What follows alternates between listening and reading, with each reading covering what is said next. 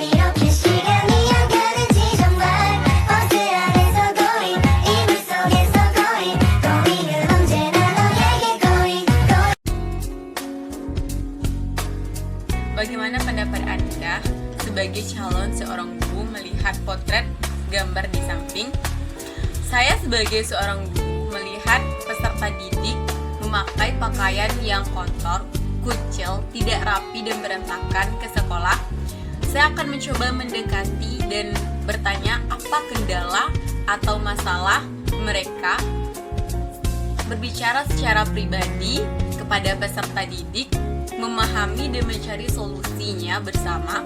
Sementara itu, saya akan mengingatkan kepada mereka bahwa pentingnya penampilan yang rapi sebelum berangkat ke sekolah. Dan tidak hanya itu, kita juga harus menciptakan lingkungan sekolah yang bersih dan tidak hanya terfokus mencari pengetahuan atau nilai-nilai saja, tetapi harus memiliki sikap yang disiplin, bersih, teratur, dan tertib. Yang kedua, bagaimana pendapat Anda sebagai calon seorang guru jika mendapati siswa atau peserta didik tidak mandi berangkat ke sekolah? Saya akan berbicara secara pribadi kepada peserta didik dengan lembut dan menanyakan alasan dibalik kenapa mereka tidak mandi sebelum ke sekolah. Yang kedua, saya akan menawarkan dukungan dengan menanya atau mencari faktor masalah yang menyebabkan peserta didik tidak mandi. Kemudian mencari solusi dan membantu mereka sedemikian rupa. Yang ketiga, saya akan mengajarkan bahwa pentingnya kebersihan kepada mereka agar terhindar dari penyakit-penyakit dan juga menjelaskan hal positif tentang pentingnya kebersihan untuk pribadi dan sosial. Yang keempat, saya akan berbicara kepada orang tua mereka. Jika hal ini berlanjut, maka saya akan membicarakan alasan kenapa orang tua tidak menyuruh peserta didik atau anaknya untuk mandi sebelum berangkat ke sekolah. Yang kelima, saya akan membangun lingkungan yang sehat dan lingkungan yang bersih dan juga kelas yang teratur agar mereka tahu atau agar mereka sadar bahwa pentingnya kebersihan dengan tujuan agar kesehatan mereka dapat terjaga.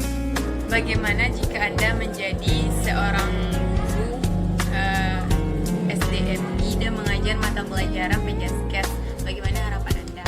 Saya sebagai calon seorang guru jika mengajar mata pelajaran Penjaskes di SDMI, saya mempunyai harapan. Yang pertama, saya akan meningkatkan kesehatan fisik dan membantu peserta didik dalam olahraga.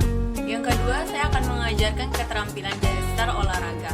Saya berharap dapat mengajarkan peserta didik keterampilan dasar olahraga seperti berlari, melompat, bermain bola, dan lainnya.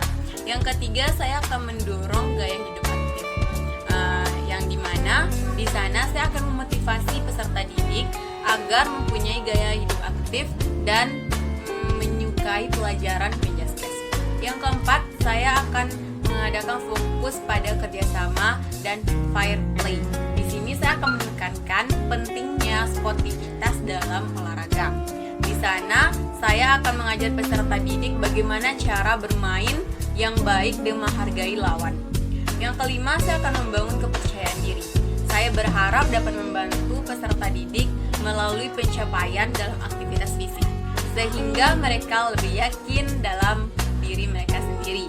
Jadi, harapan terbesar saya dengan saya menjadi guru Penjaskes di SD atau MI adalah agar atau dapat membantu peserta didik mencapai kesehatan fisik yang optimal, mengembangkan keterampilan olahraga, dan membantu mereka bahwa pentingnya olahraga bagi kesehatan tubuh mereka sendiri.